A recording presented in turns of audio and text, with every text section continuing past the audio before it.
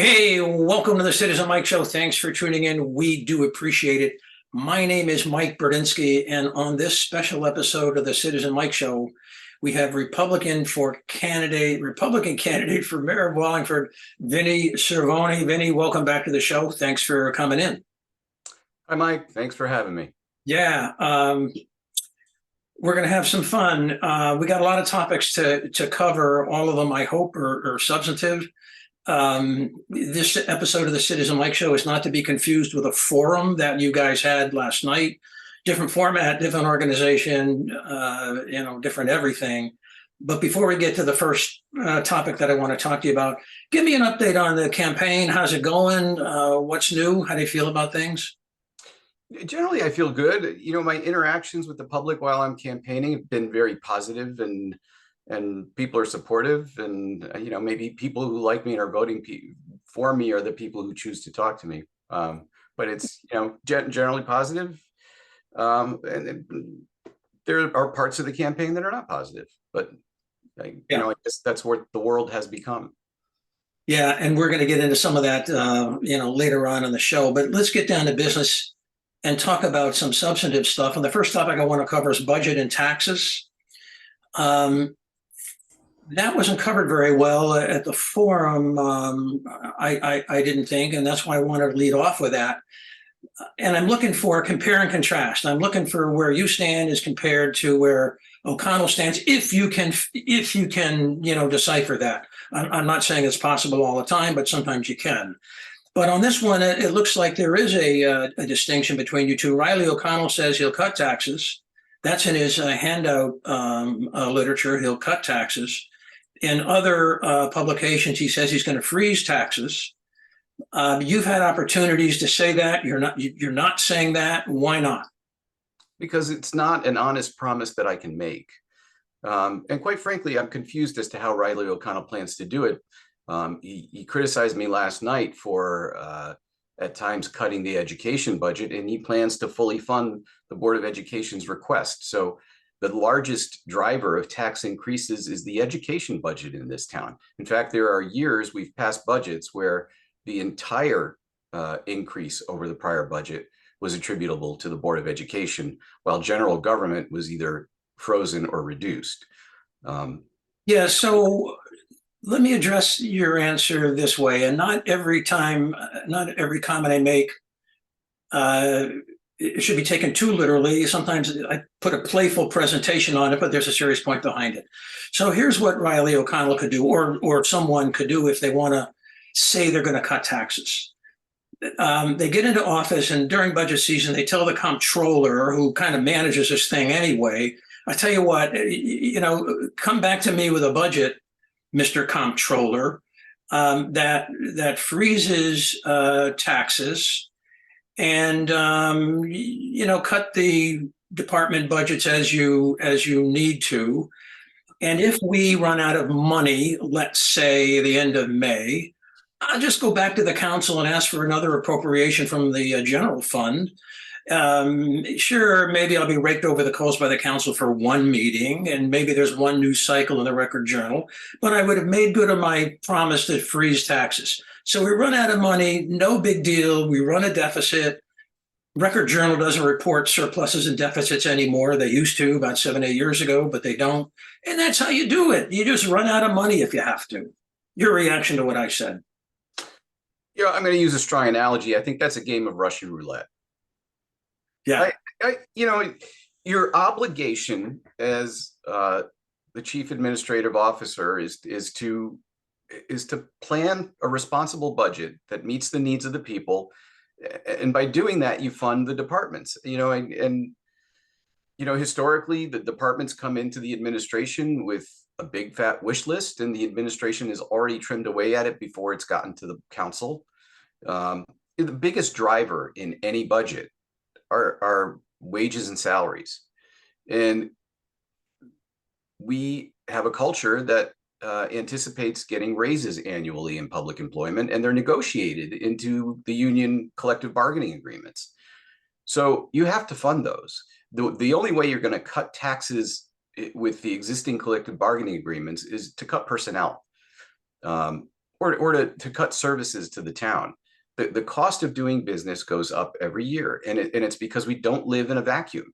If we could isolate Wallingford and you know treat the whole town the way we can the electric division, like make us a little fiscal island. Maybe we could control all of our expenses, but there are external drivers. Fuel is an example of something that we have to buy every year that's rarely gone down for us. I mean, not since the 2020 dip, because people weren't driving for a couple of months.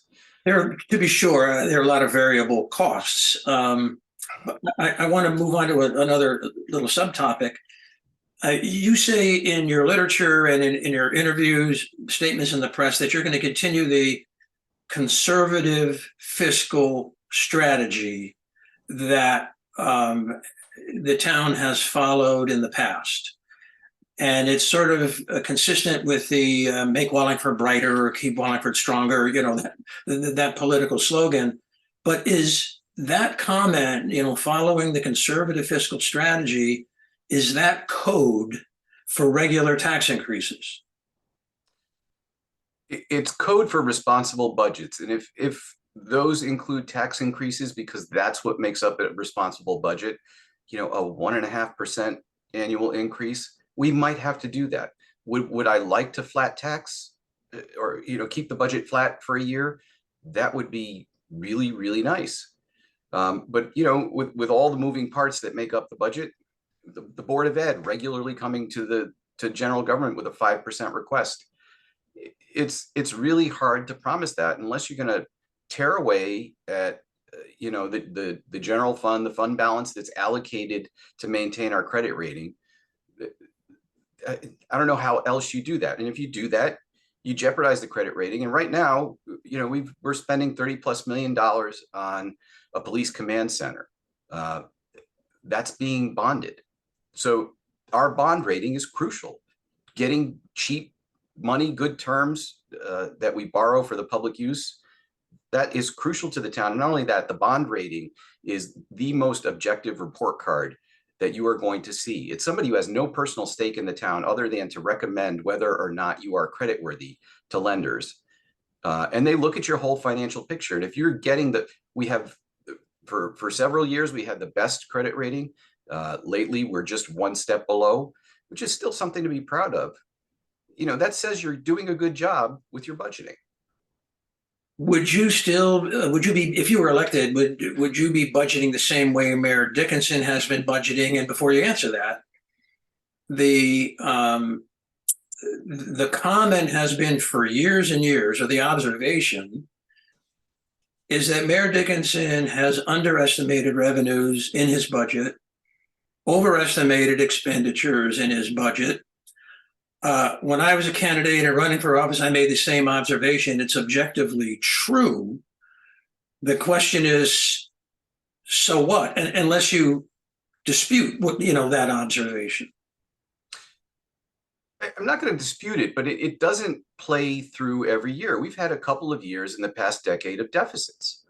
We often have a $1 million surplus at the end of the year, which is about 0.5 to 0.75% of the budget. I don't think that's an excessive surplus. And the years that we've had deficits, it's been a similar number. And I think that is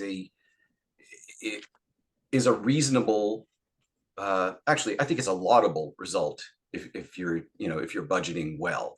And whether or not I'm going to do it the same way as Mayor Dickinson, I'm going to look at the whole thing and look for opportunities to be, potentially creative and look for savings. And, we've got plans, we've got work to do. We're going to improve buildings. We're going to spend money on technology. I'm going to look for creative ways to do that so it minimizes the impact to the public. Yeah, so I'm going to, at least I hope I'm going to put up on the screen while we're talking, a little chart that gives the current history of the general fund balance, maybe just for 4 or 5 years. But as of 2022, which is the last audited fiscal year, the fund balance was $27,778,000. It's been lower than that, on not by much, but in a couple of years, it's been a little lower than that. But I hear your comments tonight is saying that's about right. You don't want to eat into that. If you do eat into that, it's not going to be by much. And if you grow that, it's not going to bother you. Did I state that fairly? So I want to clarify something. Of that 27 plus million, about 10 million of that is allocated in expenditures that are, ongoing. So that leaves that $17 million that represents that 10% that you like to have to maintain the credit rating. That's what the bond rating agencies want to see. It's not my intention to grow it unless the budget grows and that 10% figure has to grow. But it's not a goal to overly pad what we have in the bank. What we have in the bank is there for responsible reasons. Yeah, I'm also going to put up on the screen at some point in this conversation a history of our surpluses and deficits, because there seems to be some common understanding that every year we run a surplus, and that it's just not true. While I'm mentioning this, you mentioned the unassigned fund balance, which I will characterize as sort of the loose change. Everything else is either committed or assigned. There's a label on that money. In 2022, the unassigned fund balance was $17,534,000. It seems to have hovered in the $16 million range, give or take. It'll go up or down a little bit. It just seems like an awful lot of money. And if it dropped by 3 or 4 million and you use that for expenses, maybe the bond rating agencies wouldn't care that much. Your thoughts? So we actually have experience with that. Recently, our bond rating was reduced from the top to the second, and the reason that the bonding agency cited was reliance upon reserves for budgeting.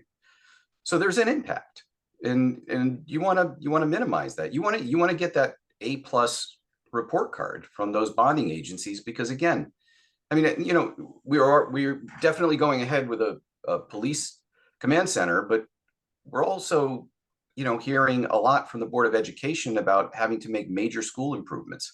So that bond credit rating becomes essential. There's some comments by Riley O'Connell. I want to run them by you, whether you agree or disagree. He said, in almost every budget, we are consistently overestimating expenditures and underestimating revenues. It creates an artificial surplus. He said the budget needs to be balanced more honestly. I don't know quite what that means, but it may mean don't take as much from the general fund and insert that into the budget as a revenue.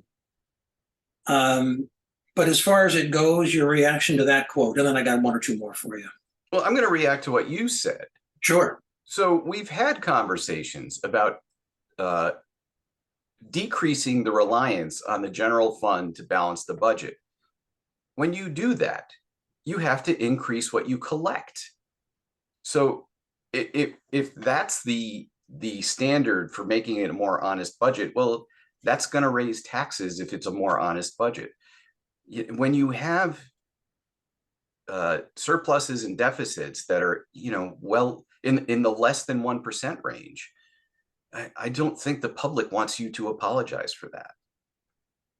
There's also a comment Riley O'Connell made that we have added over $3 million to the general fund in the last 3 years when people needed the money in their pockets more than ever. In some ways, it can also be a negative because we, by statute, cannot invest that money. It just sits there and loses value with each year. Your reaction to that, do you agree or disagree? So in the past 3 years, we had at least one flat tax year, if I'm recalling correctly. This past year, the budget that the council passed was a compromise between the mayor's budget and the Councilor Tata proposal. So, you're not getting these rubber stamp budgets. and budgets that are, closer to flat taxing than the mayor originally proposed. That's not an intentional grab of the $3 million that's referred to. I'm not sure that's exactly accurate in either event, because I think the general fund doesn't reflect that. As you said, it hovers between 16 and $17 million. So, we're not stashing money away. As far as it not being responsible because we can't invest it, well, the law is the law. If you're complying with the law, you're being responsible. You have that money there partially because of the bond rating, and also because it gives you some flexibility, in the event that you need to pay a significant bill and you're not able to collect your bond money, borrow quickly enough. That money allows the town to stay on top of its business. So I don't think it's irresponsible at all to have an appropriate level of money in the bank, certainly when it's sanctioned by, Moody's or Standard and Poor. Just a little detail, and maybe I should have brought this up earlier, but in the most recent budget that you guys passed for the fiscal year ending 2024, interest on the cash investments, the money you have to have in cash to pay bills, current cash flow, the interest on investment was budgeted to be $1 million. And as of January 31, 2023, the town had already collected more than $500,000. So there is money. That's not nothing, right? On the same topic, before I move on, everyone is that you and Riley are saying, we can save money with technology. There's savings to be had here and there. And as a skeptical voter of both sides, especially during campaign season, it's okay, how much money can be saved and how quickly because of additional investments in technology? And rather than pulling a number out of the air and kind of making it up, has it been measured by anybody as far as you know?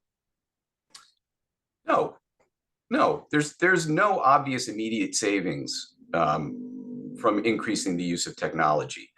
With the hope is that you're going to have a more efficient system. I've heard him throw out $300,000. I mean, you got to eliminate 4 positions to save $300,000 in a year. So to say that you're going to realize cost savings from increasing the use of technology is probably a stretch. I think as the departments that rely more upon it in the future become more efficient, perhaps we can save some money when certain people retire and not have to replace them because we've gained efficiencies. But it's not going to be an immediate significant cost savings. Change subject altogether and talk about the schools, the gift that keeps on giving with respect to forums, debates, shows like this. The schools, it seems as though we're heading for a stalemate. That's what it seems to me. It seems that both mayoral candidates, you and Riley O'Connell, are not being definitive. You want to have one foot in each camp so you don't lose the votes of the 2 high school group. You don't lose the votes of the 1 high school group. And both of you are saying, well, my preference is this, but the Board of Education makes the decision for educational matters. But then it seems like both of you are saying, okay, the Board of Education made a decision, but we don't like it. They should make another decision that's more thorough or more detailed. And the Board of Ed might be sitting back and saying, wait a minute, we've been studying this since 2018. We've issued a comprehensive report. What do you want from us? We put it in your lap. You guys take the ball and run. And again, as a resident, as a taxpayer, I don't have any kids in the school system, but a stalemate on this issue doesn't help anybody. And I can see, let me just finish my thought and then I'll turn it over to you. I can see that if the mayor presents to the council a request for an appropriation to advance the 1 high school concept, you may have a petition to start a referendum. If the Mayor Wallingford requests an appropriation to advance the 2 high school concept, the same thing might happen. And each time the voters may say, given the bill, given the expense to the taxpayers, we're voting everything down. And then where are we? So I'm looking forward, not another speech on the advantages of one high school or two high schools. I'm looking for a way out of this in the next 2 years so that we pick a direction and go with it. Your thoughts? Yeah. No, I want to start by saying that I have a tremendous amount of respect for our Board of Education. We have a talented group. We have people who have dedicated their lives to education, and they've worked hard on this for several years. They feel passionate about it, and I respect that. I think that they believe that it's in the best interest of the educational system in town to consolidate to one high school. I want to keep you on track. Of course, that's how they feel. They do a wonderful job, that we love them. They've been thorough, they've been diligent, so on and so forth, and most of them will be returned to office. Nevertheless, the way the councilors are talking and the mayoral candidates are talking, they're not so ready to fund, you and Riley and the council are not so ready to fund what they're looking for. So the compliments aside, where do we go and how do we move forward? The buck stops at the council, right?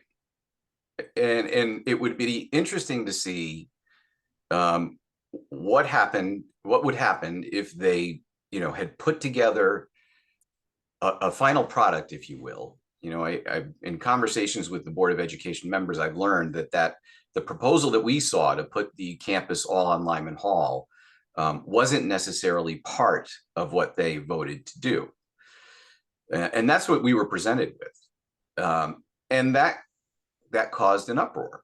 The west side of town doesn't want to send their kids to the east side of town, and they list all the reasons why.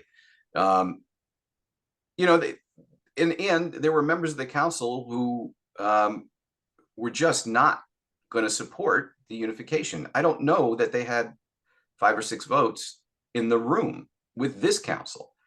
So that the magic is, get the council on board. And even if the council does vote to support the one high school merger, I think you're right.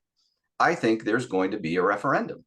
I mean, their proposal in 2023 dollars costs the town $128 million. Without interest, I think my quick math is you're paying back $6 million a year. That's a ticker on the tax bill. Everybody's going to feel that. So I'm not sure I'm getting a clear, clean, crisp answer, but that's okay. I'm ready to move on with the final thought that I'm never going to get a clean, clear, crisp answer. And this time next year, this time in 2025, we're going to be in the exact same spot. That's my feeling. That's entirely possible. If the Board of Ed came to the administration with a proposal to consolidate schools, I wouldn't hold it back from the council. I would present it to the council and see what the council does with it. Well, they're going to ask for more information. Okay, let's move on. But then there may lie the answer to your question. Well, have all the answers, right? Because that's reasonable, is it? In the end, there's going to be counselors and members of the public that are going to feel they never have enough information because they don't like the direction it's going in. And that's just human nature. And so you're not leaving me with any hope. I think we're in a stalemate situation, and maybe the thing to do is just drop the whole idea for 5 years. Just drop it for 5 years and then deal with other things, because it seems to me like either the council drops it, the mayoral candidates drop it, the Board of Ed drop it out of frustration, and we never make any progress. Let me change the subject, Tanya. Community pool, the gift that keeps on giving for conversation. Or taking. Yeah. If you were elected mayor, would you put community pool out to bid? And if so, when? I would probably put it out to bid pretty quickly. That's one step. The next step is you get the bids in, and it seems as though, because I'm searching for distinctions between you and your opponent, it seems as though you are a little cooler to the idea of spending substantially more than $7.4 million on the pool than your opponent. That if you were a one issue voter and that issue was community pool, that's your only issue, you'd vote for Riley O'Connell. If that wasn't your only issue, then it's a different scene. Just react to what I just said. Are you cooler to the pool than Riley O'Connell? And everything is a matter of money, and everyone should have their breakoff point where they say the pool is just too much. Everyone should have that. You had a long time to think about this, probably 3 years. What's your breakoff point on the cost? Is that the question? What's my breakoff? Yeah. Okay. A part of the question. Yeah. Sure. I'm guessing, based upon the price we heard 3 years ago, that, you're probably looking at a $12 million pool. And that's a lot of money when you look at everything else that we're dealing with in town. And I mean, you might know the use numbers better than I do. My recollection of the use numbers since it reopened in the 90s was somewhere in the vicinity of 15% of the people in town was probably the best year we had for tag sales. I don't know that $12 million is the right thing to do if 15% of the people in town are using it. I did say last night that if we can figure out how to make it better sustain itself in terms of the price of the pool tag and the number of users, and maybe expanding hours, having more evening and weekend time available to people. I think maybe that helps, to make the Band-Aid hurt less when you pull it off to fund it. If that can be part of the plan, then I can be more easily sold on it.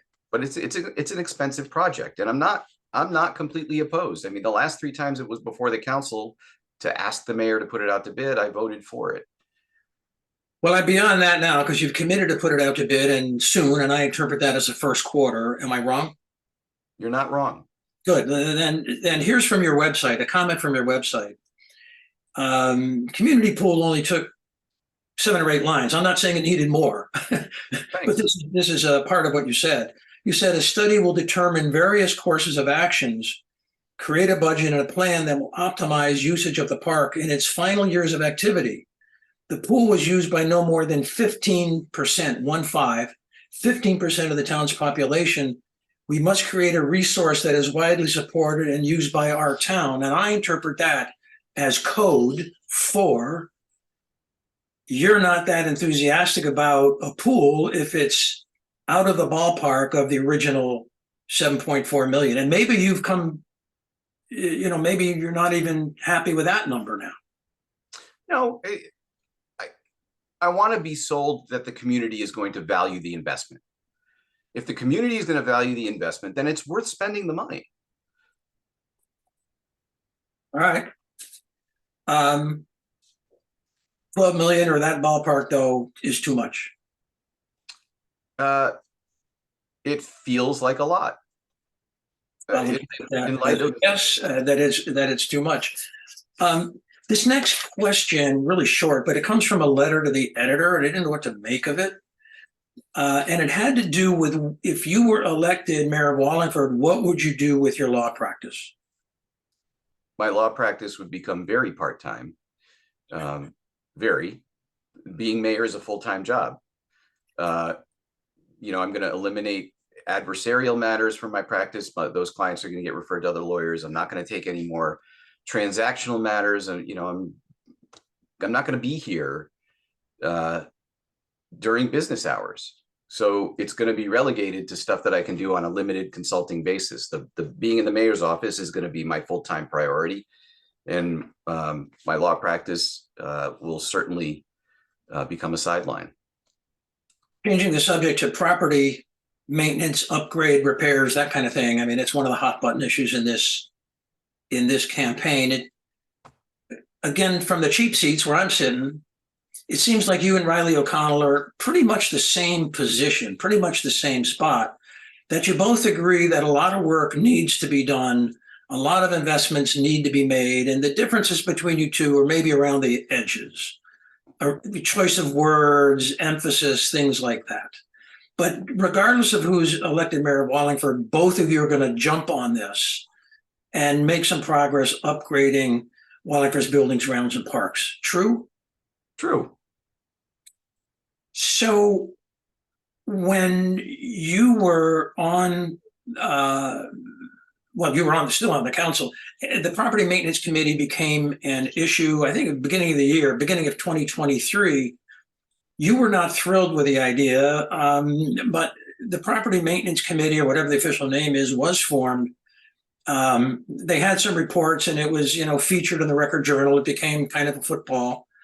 But why didn't you support the formation of that committee when it's before you? Because it's a political committee. It doesn't direct the administration to do anything. The charter is, as it exists, doesn't allow the town council to tell the administration what to do, to direct the administration. I probably would have supported it if there was some effort to get buy-in from the administration. Other than that, like you said, it becomes a football. So imagine yourself elected. You go into town hall in January to start your duties. A brief answer if you can, but what is your pathway to finding out what you're going to do, when you're going to do it, how it's going to be funded? What's the analytical approach? You get together with the department heads who are in charge of our buildings and our parks, and you have them produce reports about the conditions of buildings, and you put it all together into a package, and you come up with a plan and a schedule to address them.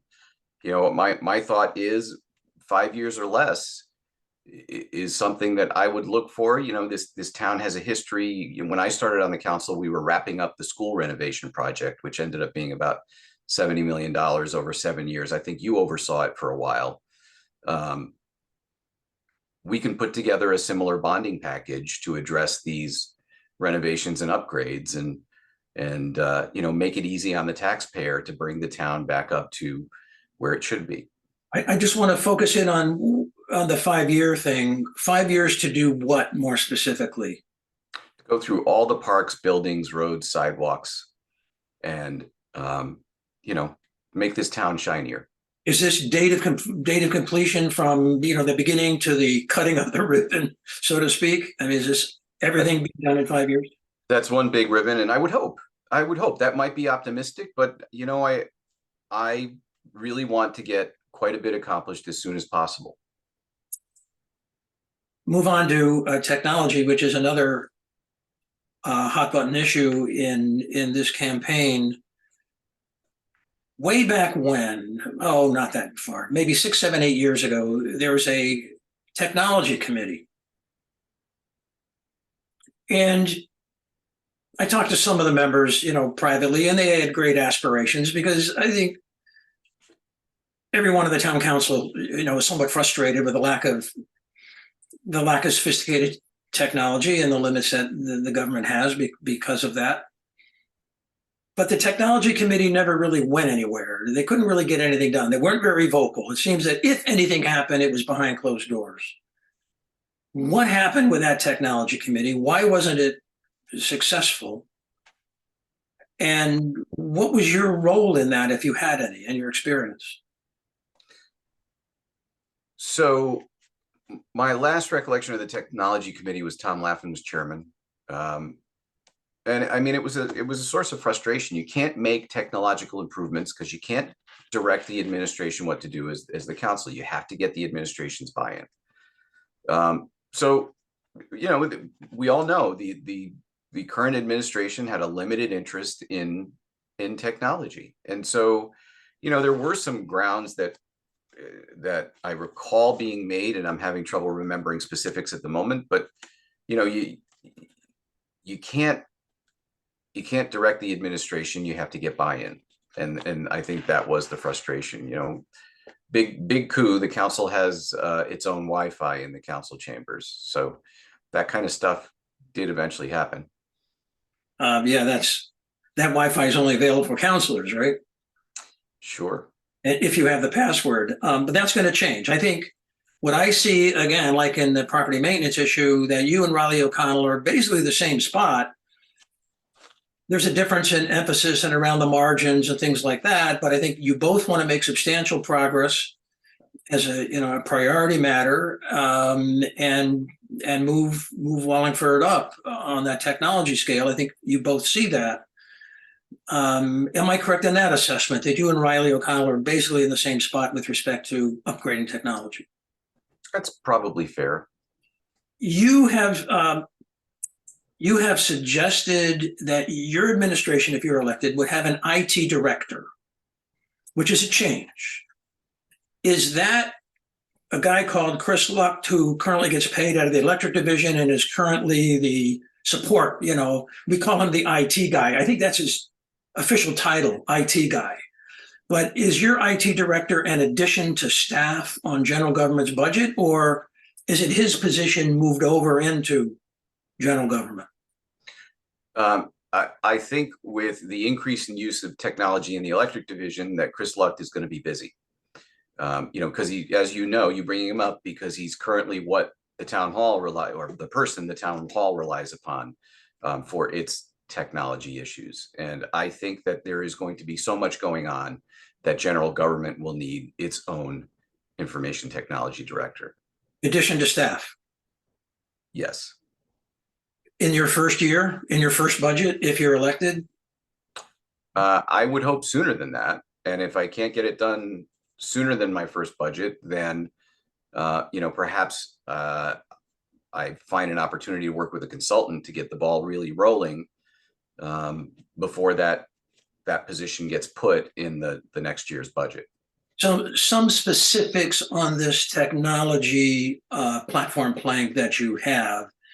And I think one of the biggest non-issues, for me, it's a non-issue. I don't understand why it's such a big issue, is this a lot of electronic bill pay. I don't understand why that's so important. And again, it's, I think, taking an outsized role in the conversation. And let me just give you my experience. I bank at Bank of America. My wife has a similar and competing bank. We both have a bill pay function. I have plugged in Wallingford Electric with my account number, 10 years ago. When I want to pay my electric bill, I go to my Bank of America account, I go to bill pay, I punch in the electric, I tap the electric division button, put in the amount, and I say pay, and it's done electronically. I don't mail a check. Seriously? I mean, who does that? So you say, well, a lot of people issue checks. And I would just, in a friendly way, recommend exploring your bank's bill pay function. And they may say, oh, my bank doesn't have one. I say, where are you banking? Everyone has that. And if they don't have that, change banks. I mean, really, this bill pay function of the bigger banks is so convenient. So that's why I say this can't be the biggest problem, technologically speaking, facing the town. Quick reaction to what I just said. So I do what you do. And I've done it with two banks just because I recently moved, from one bank that got eaten up to Liberty Bank because it's a Connecticut-based bank. And with both of those banks, when I go and do my online bill pay through their system, they are printing a check and they are mailing it to Wallingford Electric Division or to Town Hall. Sure. So because we have a quick turnaround on our bills, you have to pay your bill within 15 days, right?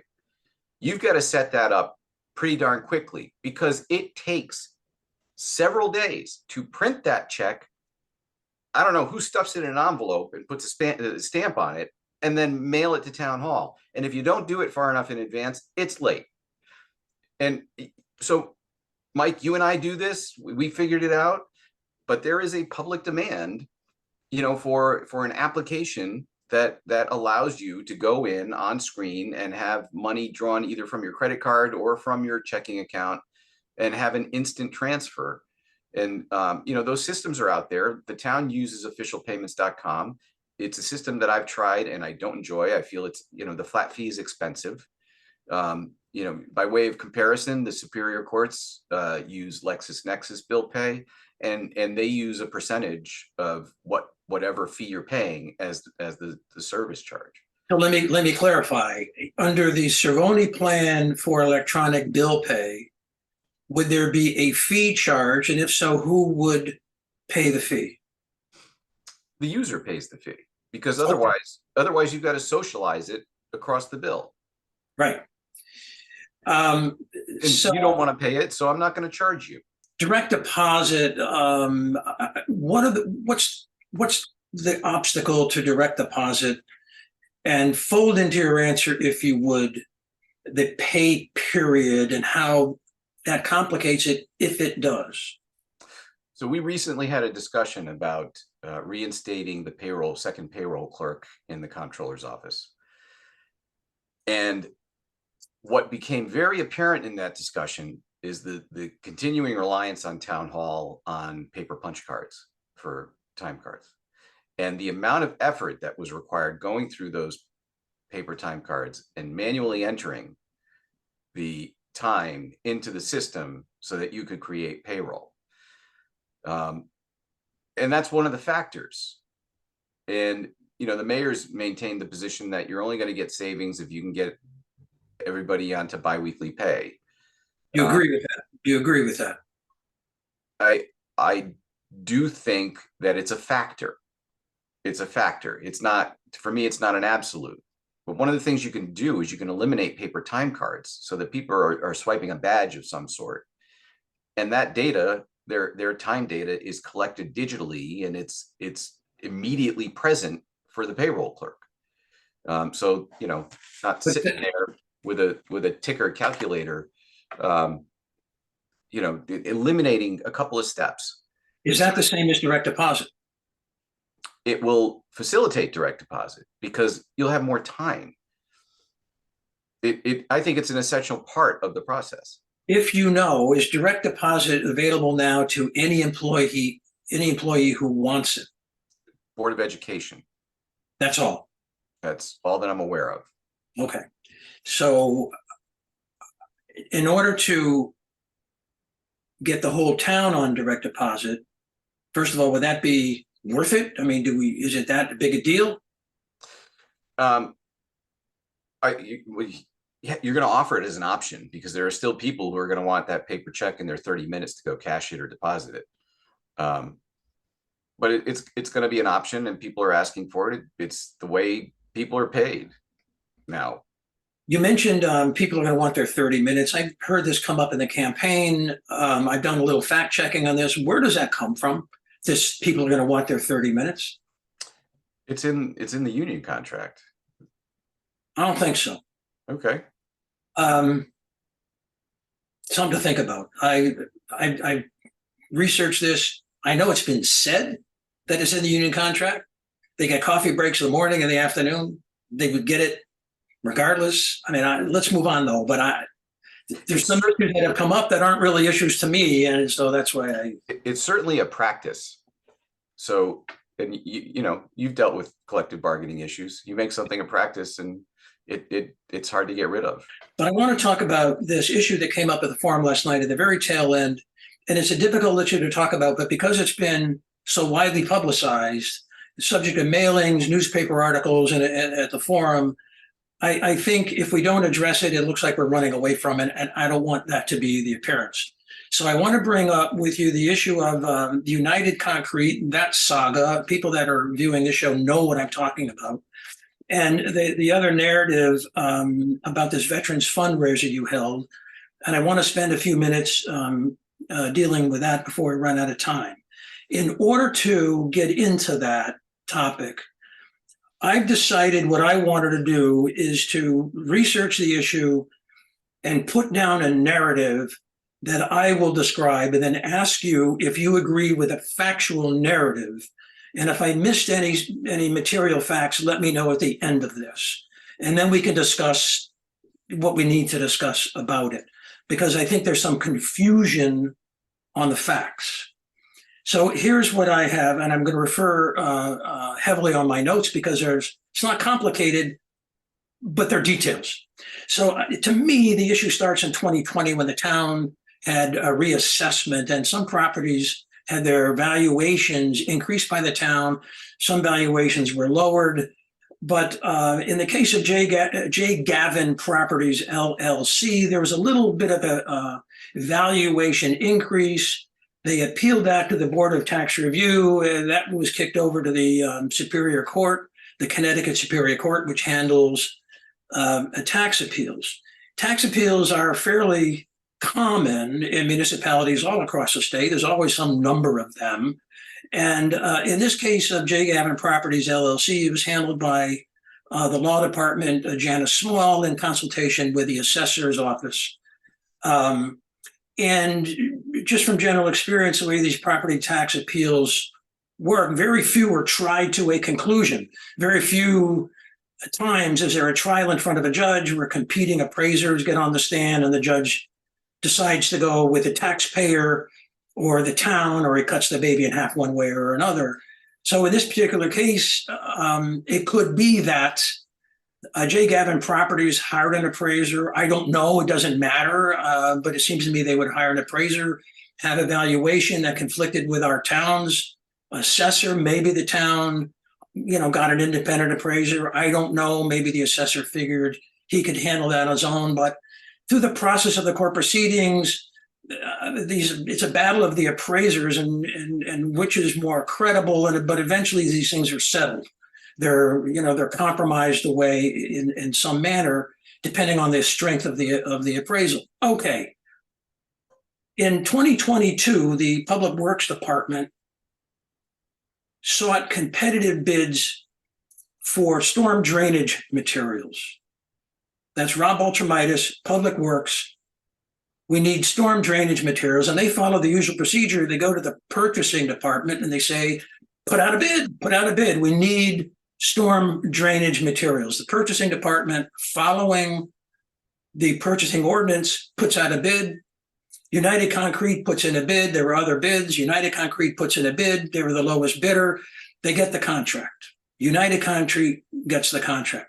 What does United Concrete have to do with J. Gavin Properties? They're both run by the Gavin family. So far, I'm going to take a break. So far, Vinny Cervoni, have I got it fairly straight? Yes. Okay.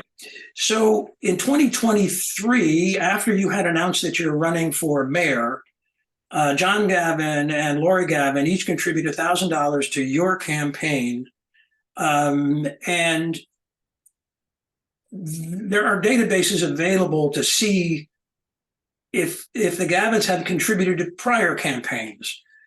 I looked at Mayor Dickinson's campaign report form from 2021. The Gavins gave to his campaign. The Gavins have been known to be very generous to Republican candidates, through the years. So giving a campaign contribution, substantial campaign contributions, was nothing unusual to them, nor is that improper. Okay, so what? Well, around the late summer of 2023, just a few months ago, apparently J. Gavin Properties, acting through the town's law department, and the J. Gavin Properties and the town, acting through the law department, settled their differences on the valuation of this property that was subject to the tax appeal. All settlements have to be approved by the Wallingford Town Council. And this settlement was brought to the town council by the law department, probably saying to you in executive session, this is a tax appeal, we've had appraisers, There's a difference in valuation. We've narrowed our differences. We think this is in the best interest of the town to settle the case at an agreed upon amount. You go into public session. There's some sort of a vague, I move to settle the tax appeal of J. Gavin Properties accordance with the discussions in executive session. And there's a vote 8-0. And that's what happened on September 12. You were one of the 8 that voted to settle this tax appeal. And shortly thereafter, or immediately thereafter, the O'Connell campaign said that the Gavin's campaign contributions were a bribe and accused you basically of committing a felony, along with United Concrete. It didn't have any underlying facts for that accusation, but the mailings and the comments by Riley O'Connell and the campaign asked voters to presume public corruption. They had to rely on some sort of a presumption because they didn't have the facts to support it. But if you believe that, you have to believe this theory that the Gavins thought it was worth $2,000 to contribute to your campaign to switch your vote from disapproving the settlement to approving the settlement. And that's quite a wild theory, because I don't think there's ever been a case when the town council refused to accept the recommendations of the law department about settling a tax appeal. So that is sort of how this kerfluffle started.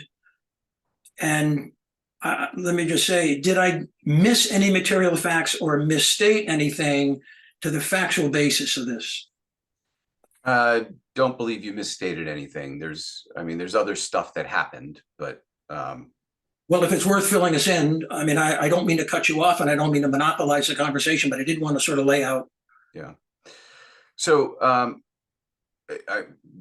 you've had plenty of familiarity with the town's code of ordinances and the town's charter. Our town charter has an ethics provision that says that a disclosed campaign contribution is not considered a gift or does not create a conflict of interest. And then under our code of ordinances, there's a procedure by which somebody can bring an ethics complaint before the Board of Ethics and seek sanction for allegedly unethical conduct. So Alita Sella, the Democratic Town Committee chairperson, did file such an ethics complaint. Our code of ethics provides that the complaint is sealed, that it's not public information either until the Board of Ethics finds probable cause or the respondent agrees to the release of the information. You being the respondent, you were the respondent. I was the respondent. The complaint was filed. I did not agree to the release of information. The hearing was originally scheduled for Wednesday, October 11th. It did not go forward because one of the members could not be present and they would not have a quorum. And there was all kinds of talk with some specific information on Facebook about what happened, causing the hearing not to go forward on the 11th. And some of that information you could only have gotten if you were in touch directly with the complainant. The Board of Ethics did meet Thursday, I believe. It was a week ago tonight. And there was more information posted on Facebook about the hearing or the meeting that was going to happen last Thursday night. So the complainant presented to the board, then I presented to the board, and the board decided that the situation as you described it was not a violation of the code of ethics. They dismissed it on 2 grounds. One, they found no probable cause. There was no merit to the complaint. And second, they were given evidence and saw that the complainant had published the complaint. And that was further confirmed when on Monday in some people's mailboxes, there was a flyer. And in a bright yellow corner of the flyer, it said, ethics investigation reveals Cervoni accepted money and reduced taxes. And, that inflammatory statement was proven. First of all, it was proof that the complaint was released, because if you look at the minutes from the meeting, the minutes reflect that the complainant was advised not to publish. And it had to have been published if it was printed and in people's mailboxes by the following Monday. Okay, so the Board of Ethics dismissed the complaint, alleging this bribe, basically. I'm using the word bribe because the O'Connell campaign said you were bought and paid for. It was a quid pro quo. It was an exchange, a vote for a cash contribution. So that's what a bribe is. They accused you of that, but the Board of Ethics looked into it, found there's no basis to sustain that, dismissed the complaint. Is that a wrap up, an accurate wrap up? Yes. So let's go back to September 12th. This matter comes before you. You're sitting on the council. You had a choice. You could recuse yourself or not. It probably, I don't know if it occurred to you or not that was a choice, but you didn't recuse yourself. How come?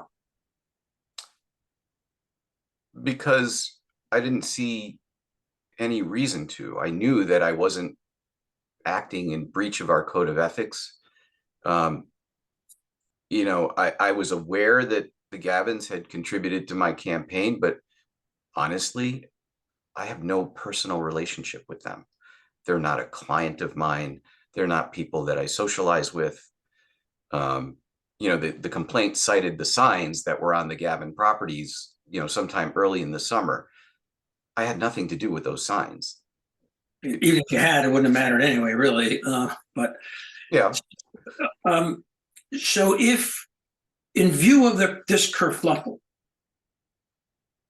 I think it was probably not foreseeable that someone would accuse you of accepting a bribe and United Concrete of extending a bribe. That was not foreseeable, but it probably was foreseeable that someone would make an issue of your vote. Maybe that was foreseeable. There was a chance that someone might bring it up. So if you had to do it all over again just to avoid this and the pain that's probably caused you personally, would you have recused yourself? I might have, but somebody exercising their First Amendment right to support your candidacy, and if that's the extent to which there's a connection to that person, that just eliminates our ability to govern. I mean, the Gavins have allowed all Republican signs on their property for several election cycles. So does that mean that all of the Republicans have to walk out of the room, leaving the three people that didn't have signs on their properties to make the decision? Well, you've lost a quorum. This is just a creation of an issue done in such an outrageous and inflammatory way as to create, a false narrative. There's another part of this allegation, and that is that someone, I think the innuendo was that you falsified campaign contribution forms to cover up the fact that United Concrete was doing business with the town. In fact, the campaign contribution form was inaccurate, and I'm going to ask you how could that be, because it was filled out in such a way as to say, no, United Concrete did not have business with the town, and the facts that I recited earlier, they did. Purchasing department awarded them the bid. How could it happen that the campaign contribution form was not right? So I have a treasurer, a deputy treasurer. They are generally very reliable. They're people I've known. One of them I've known for 3 decades. So you rely upon your treasurer and your deputy treasurer. My understanding is that these contributions were made electronically through a system that is supposed to collect the data that discloses that information. And then the treasurer relies upon that data and populates the campaign finance report using that data. My understanding is that the system that was being used didn't have a roadblock if you didn't check yes or no as to being a town contractor. And My understanding is that the donation went through without that box being checked. The treasurers had no knowledge of the contracts. You know, unless you go digging, you don't necessarily. Let me stop you here. Yeah. Is a campaign treasurer or the candidate, are they obligated either legally or morally to fact check these campaign contribution forms?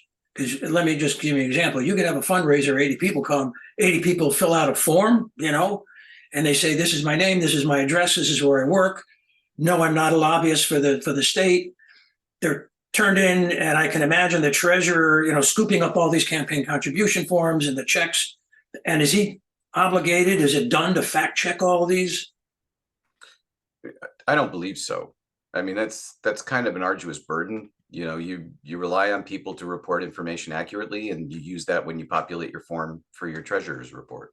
Yeah, let me just say as a personal note. So I've been in a couple of campaigns, had a couple of fundraisers, and I remember, you know, the attendants turning in their forms, maybe 50, 60, 70, if you're lucky, over 100 forms. It was understood you could never fact check that. You could never go through I mean, just not the burden of the campaign treasurer. And as a candidate, I'm not doing that. That's why I have a treasurer. I got other things to do. I got to shake hands, kiss babies, give speeches. I'm not verifying, you know, all of these things. I think that's the understanding. Is that true or false? Can you agree with me or disagree? I agree with you. All right. I think we button this up. But there's another ethical issue raised against you, and that's the saga of the veterans fundraiser. I guess it was a picnic. Allegations were made that you were stealing. I think they said you were stealing from veterans. That was the allegation. Would you explain? I'm just take it from the top. What happened, and get to the basis of this. So we decided to have a feel-good event. It was budgeted that we probably wouldn't make money. We'd probably break even. We were going to have hot dogs, hamburgers, beer, wine, soda. My band played. We called it a salute to hometown heroes being first responders, both active and retired, in military, both active and veterans. The deal was, if you're not one of those people, you pay $50 to get in. If you are one of those people, you get in for free. And that was the salute. And at, you know, one point during the event, we stopped, we said some nice things. I played the national anthem. And that's all it ever was represented as, was a salute to them. The campaign finance rules actually dictate that the campaign committee can only raise funds for the campaign and for the campaign purposes. During the campaign, we are not allowed to make donations with campaign funds to other organizations. You can't do that until after the campaign ends. Well, let me stop you. Let me stop you a minute, because the allegation is you misrepresented to the public. You misrepresented that you were going to donate the proceeds to veterans organizations, and then you didn't. So my direct question to you is, did you represent you were going to give this money to veterans organization? Could that be, you know, somehow inferred from the language you used? Would a reasonable person get that idea from your statements or your publicity? No, the statement, the publicity always said, first responders and military, both active, retired, veterans, get in free. That's the salute. That's what the promotional material says. That was a response narrative that was immediately started by the other side. All right. I think we've beaten this up. I think we've covered it thoroughly. I want to move on to something else. What I have tried to do in this next segment of our conversation here is I have tried to piece together the theme of the O'Connell campaign and tried to ferret out the case against you. This would not be in his words. I'm taking disparate ideas and writings and things like this, putting into 3 or 4 sentences, and presenting it to you in a mildly confrontational way, not seriously confrontational, but mildly confrontational, to see what you think about it and see how you react to it. So what follows is the case against you. And I've tried to carefully craft this after giving it substantial thought. So I'm going to rely on my notes again to make sure I don't botch it. But the case against you is that you've been so tightly aligned with the mayor for so many years that his thinking now has become your thinking, and that due to this close relationship and your time in the council, you appear too comfortable with his means and methods and maybe values, political values. And although it's true that Riley O'Connell has a long way to go to train up, and train up he must, he's a smart guy, he can do it. But you are committed to Bill Dickinson's paradigms because of your long association with him and his views, that you won't be able to get out of his rut. So I've tried to fairly present the case against you, put it squarely on the table, and see how you can respond to that. I think you present a sanitized version, and I appreciate that. Right. And you know, the answer is that I'm not Bill Dickinson, and I will say he's somebody I have a tremendous amount of respect for. I consider him a good friend. I've agreed with a lot of his budgeting principles. But there are times that I've disagreed with him, and my platform talks about doing a lot of things differently than he has done historically. You know, he's had an administration that, you know, does not favor the use of information technology, and you know, is I think a little slow in responding to infrastructure issues. And I think I've clearly separated myself from him in that regard. But at the same time, you know, he's been very popular, and there are a lot of people who are sad to see him go. I'm not going to denigrate the history of, you know, his 40 years in administration to say that everything he's done needs to be left behind. You know, I think he took over a Wallingford that had some financial challenges. And I think he spent the first several terms working through them to get Wallingford into the strong financial position that it is. That's certainly something that anybody should want to maintain. I mean, you look at, you know, I'm looking at Advanced Connecticut's Connecticut Collaborative Data. And when it comes to our grand list per capita, we're in the 91st percentile. And these are 2021 reports. So we have bonded indebtedness before we're doing the police station at about $615 per capita. We have tax rates that are competitive to our neighboring towns, very competitive. I think that's a lot to be proud of. And that's something that I'm not going to distance myself from, but I'm going to try and do it a little differently. I'm going to try and see if there are creative ways, you know, to handle the budget that result in some savings that don't require us to necessarily have to raise taxes every year. Nobody wants to raise taxes, but you got to pay all the bills. We've been talking a long time, and I appreciate the time that you've given the Citizen Lake Show. So this is the most difficult question I've presented to you so far in the hour and a half we've been talking. What else did you want to say to close out this segment?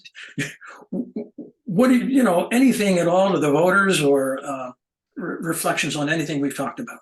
You know,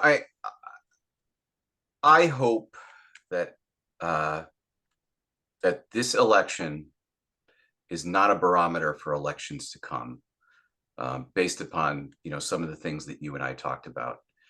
And I hope that at some point soon, whether before or after November 7th, that we can re-emphasize the importance of civility.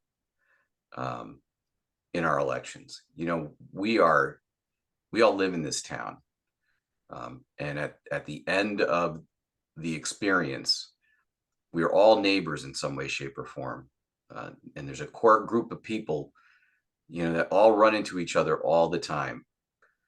I really hope that after this election is over, if not by the time it happens, that we can figure out how to restore civility among those involved in politics in this town. Vinny Cervoni, let's make that the last word. Good luck on the campaign trail. Hope to see you back in some way, shape, or form, in some capacity, you know, in the future. And thank you, viewers, for watching the Citizen Mike Show. We do appreciate it. Thanks to WPAA TV. Their segments are usually limited to 1 hour. They're going to have to break this segment up into 2, I guess, to get it on their channel. But I didn't want to cut off our programming and our conversation with you, Vinny, for the sake of an hour, because we had a lot to talk about. So thanks again, Vinny Cervoni, and thank you, viewers. Good night, everybody. Thank you for having me.